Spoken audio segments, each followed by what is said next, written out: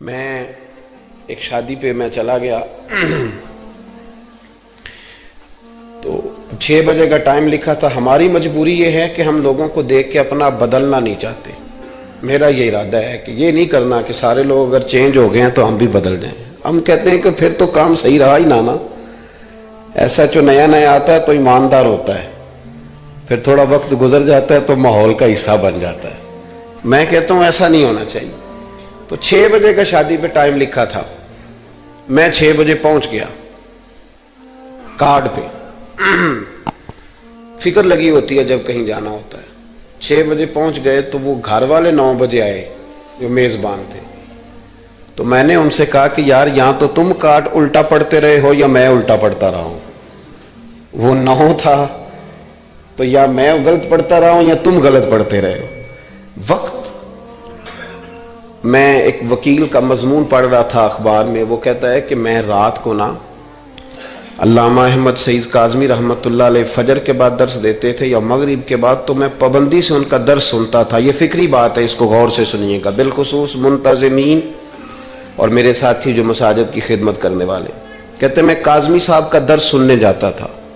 کیوں کہ جب میں کورٹ میں جاتا تھا نا تو ان کا بیان کیا ہوا درس وہاں میری مدد کرتا تھا. اب جو اگلی اس نے بات لکھی وہ میرے لیے لکھی. وہ کہنے لگا اب میں نہیں جا سکتا اس لیے کہ میں نے صبح 7 بجے کورٹ پہنچنا ہوتا ہے اور رات کو مولانا کی جب تقریر شروع ہوتی ہے تو وہ میرے سونے کا ٹائم ہوتا ہے. اگر یہ سارے کام اپنے وقت کے اندر ہوں تو میں آج بھی جانے کو تیار ہوں. ہماری محفل میں بڑا لمبا چوڑا خرچہ ہوتا ہے. اسی طرح کا پروگرام آپ نے آئندہ بھی کرنا ہے جس طرح کا اس دفعہ کیا ہے. بڑا مختصر وقت پہ لوگ جائیں اور جا کے, یہ بڑا اچھا انتظام ہے کہ 8:30 بیان ہوا, 9:15 9:30 ہم گھروں میں چلے جائیں. اس ترتیب سے کوشش کریں مغرب سے عشاء, اور ان لوگوں کو پیغام دیں جو ٹوٹ کے پیچھے ہٹ گئے کہ پتہ نہیں کب بیان ہوگا. ایک چھوٹی, چلو بات اب عشق رسول کی ہے تو ایک چھوٹی سی اپیل ہے, وہ بھی کر لوں. چلیں آپ سارے نہیں بولتے, میں رہنے دیتا ہوں, میں بات شروع. آپ جمہوری ملک ہے نا جی, تو اگر ریفرینڈم صحیح نہ ہو تو نہیں بات کرنی چاہیے. کر لوں کہ رہنے دوں؟ ایک چھوٹی سی اپیل کرنی ہے نعت سننے والوں سے, نعت پڑھنے والوں سے. اور یہ ایک بات اور ذہن میں رکھ لیں, نعت پڑھنے سے زیادہ نعت سننا کمال ہے. پتہ ہے آپ کو؟ اب سنیں, اگلی بات کروں گا تو آپ کو سمجھ آئے گی. نعت پڑھنا صحابہ کی سنت ہے اور سننا نبی پاک کی سنت ہے. بڑا کمال کیا ہوا سننا. سمجھ آ رہی ہے بات کی؟ نعت کا نا کلام منتخب, اعلیٰ حضرت کی ساری نعتیں سن لی ہیں آپ نے؟ نہیں نہ سنی آج تک ساری. مولانا حسن رضا خان کی, اقبال کی, پیر مہر علی شاہ صاحب کی, حضرت بیدم شاہ بارسی کی. پہلے بزرگوں کو کلام سن لیں, اس کے بعد نیچے آئیں گے تاکہ ہم پہ اعتراض ہی کوئی نہ کرے. یہ نعت خانوں سے بھی اپیل کریں, خود بھی ذوق بنائیں, یہ تھوڑا سا نکلیں. بعض کلام ایسے ہیں کہ مطلب وہ نہیں, طبیعت نہیں مانتی داد دینے کو, دل نہیں مانتا, وہ محسوس ہوتا ہے کہ یہ بات درست. میری بات کی سمجھ آ رہی ہے؟ میں گجرات میں تھا تو ایک نعت خواں مجھے کہنے لگا حضرت صاحب آج میں تمہیں نواں کلام سنانا ہے. میں کہ میرے نال نیکی کری, مینوں کو پرانا ہی سنائی. جڑے نویں کلام میں نا اور بڑی اچھی آواز ہے. ابھی جو دونوں حضرات نے نعت پڑھی بڑی خوبصورت آوازیں تھیں. بس آپ نے اور میں نے مل کے, یہ سارے ہمارے اپنے لوگ ہیں, کاٹنا نہیں لوگوں کو, بس جہاں غلطیاں ہیں ان کو صحیح کر لینا ہے, کاٹنا نہیں. ہم حضرات نے سب نے مل کے ان محافل کے ماحول کو اتنا ستھرا بنا دینا ہے کہ ہمارا ایک جلسہ نہ ہو بلکہ بڑا زبردست سیمینار بن جائے اور بڑے سارے لوگوں کی اس میں اصلاح ہو. اللہ ہمیں سمجھنے کی توفیق عطا فرمائے. محبت رسول کیوں اتنی ضروری ہے صلی اللہ علیہ وسلم؟ آپ لوگوں نے عشق رسول کانفرنس نام رکھا ہے اس خوبصورت اجتماع کا.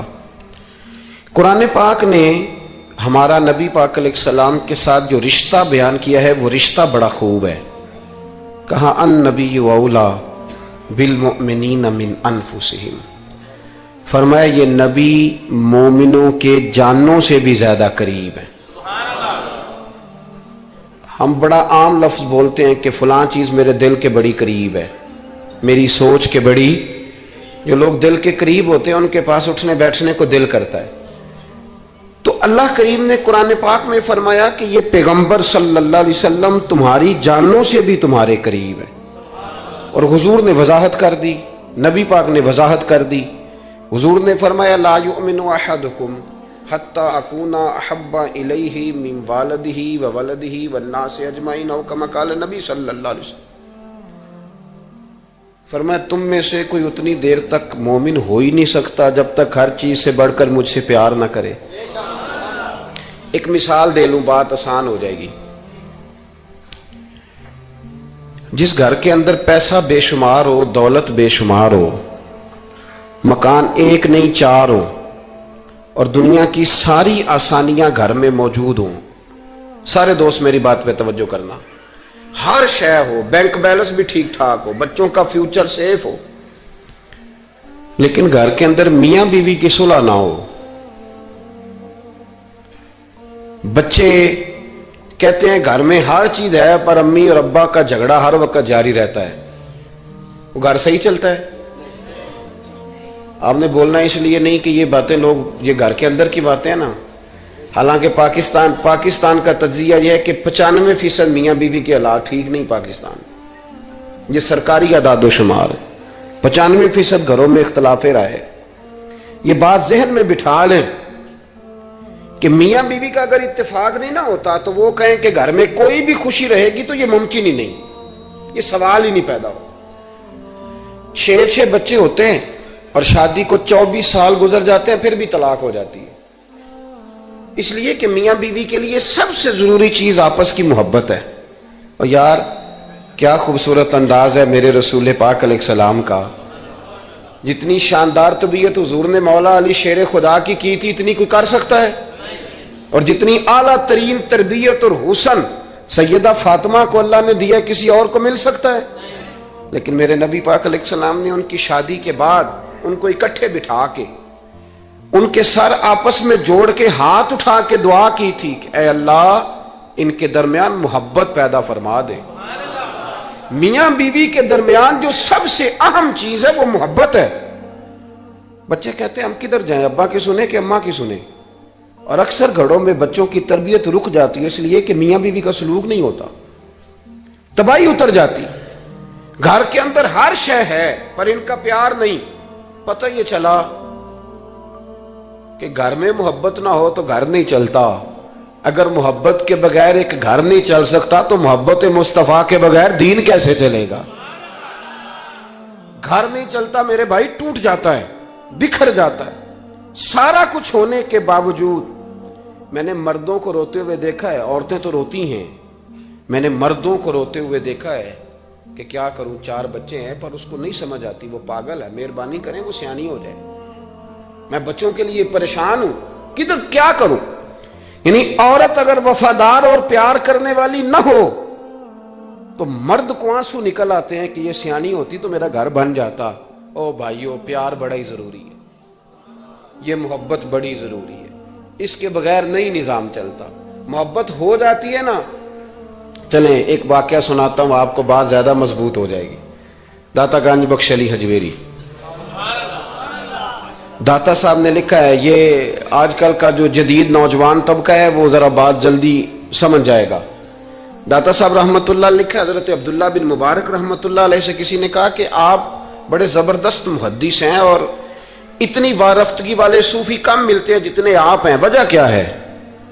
تو حضرت عبداللہ بن مبارک فرمانے لگے مجھے نہ توبہ کرنے سے پہلے ایک عورت سے عشق ہو گیا تھا، عورت سے. بڑی توجہ سے بات سمجھنا. آپ فرماتے ہیں میرا گھرانہ نمازی تھا. یہ داتا صاحب نے لکھا ہے کشف الماجوب میں. حضرت عبداللہ بن مبارک فرماتے ہیں کہ جس عورت سے مجھے عشق ہو گیا نا، اس کے محلے میں جا کے میں عشاء کی نماز پڑھتا تھا اور پھر ساری رات میں اس کے گھر کے گرد رہتا تھا. وہ آدھی رات کو تھوڑی دیر کے لیے چھت پہ آتی تھی، 2-1 باتیں ہوتی تھی، میں لوٹ آتا تھا. فرماتے ایک رات میں نے عشاء کی نماز اس کے محلے میں جا کے پڑھی. قاری صاحب نے نا کچھ آیات لمبی پڑھا دی تو مجھے غصہ آیا. کہہ دیتے نا لوگ مولویوں نے کام کو نہیں، سانو تے اور بھی ہیں. تو کہتے ہیں کہ نماز لمبی پڑھا دی تو مجھے غصہ آیا کہ جلدی پڑھاؤ. فرماتے ہیں نماز وہاں پڑھی، سخت سردی تھی، رات لمبی تھی. میں اس کے گھر کے گرد جا کے نا تو منڈلانے لگا، کیونکہ مجھے اس سے محبت تھی۔ فرماتے ہیں کہ 1 گھنٹہ 2 گھنٹے 4 گھنٹے 5 گھنٹے حتیٰ کہ سحری کا وقت ہو گیا اور پھوٹنے لگی، تو وہ نا بھاگتی بھاگتی چھت پہ آئی اور کہنے لگی کہ گھر میں رش بڑا ہے، مہمان زیادہ ہیں، آج بات نہیں ہو سکے گی۔ کہتے یہ لفظ کہتے وہ نیچے اتر گئی۔ جب میں وہاں سے واپس نکلا تو فجر کی اذان شروع ہو گئی تھی۔ یوں سمجھ لیں کہ 13 گھنٹے 14 گھنٹے بیت گئے۔ حضرت عبداللہ بن مبارک فرماتے ہیں اچانک نہ میں نے اپنے دل پہ توجہ کی، ساری رات وہ آئی نہیں تھی پر مجھے اس پہ غصہ بھی کوئی نہیں آیا، مجھے وہ بری بھی نہیں لگی، ساری رات اس نے کھڑا رکھا لیکن میرے دل سے اتری بھی نہیں۔ کوئی نہیں سمجھ آئی آپ کو میری بات؟ فرماتے ہیں کہ پھر میں نے اپنے دل پہ توجہ کی تو مجھے سمجھ آئی کہ مجھے اس سے کھرا پیار ہے، سچا پیار ہے۔ یعنی اس نے آدھا جملہ کہا کہ میں مجبور ہوں، تو میں نے اس سے مزید نہ قسم اٹھوائی نہ گواہ مانگے، میں اس کی وہ مجبوری بھی فوراً ہی مان گیا۔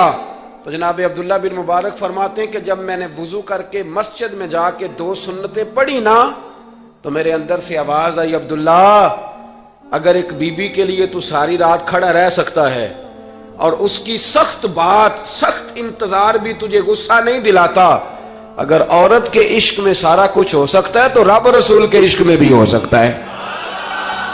پھر ان کی بتائی ہوئی تراویحاں تجھے غصہ نہیں دلائیں گی، پھر ان کا کہا ہوا روزہ تجھے غصہ، پھر تو یہ نہیں کہے گا کہ بڑا مشکل کام میں جی گرمیاں دے روزے نے، پھر تیری زبان سے کوئی لفظ، اس لیے کہ محبوب پر غصہ۔